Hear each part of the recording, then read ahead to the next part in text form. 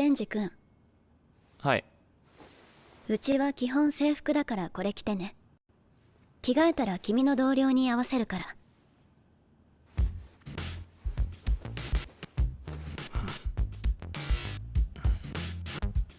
彼の名前は早川秋。デンジ君より3年先輩。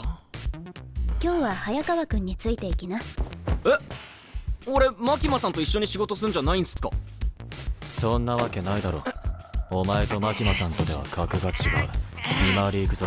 やだー、マキマさん。おい。You listening?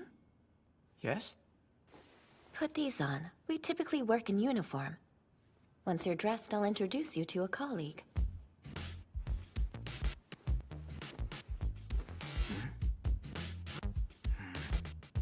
This gentleman here is Aki Hayakawa. He's your senior by 3 years. You're going to shadow him for the day, Denji. I thought you and me would be working together as a team.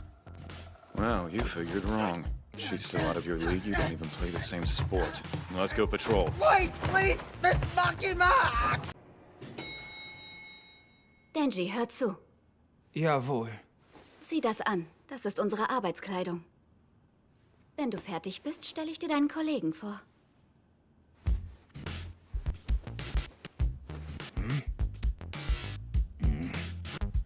Gestatten, das hier ist Aki Hayakawa.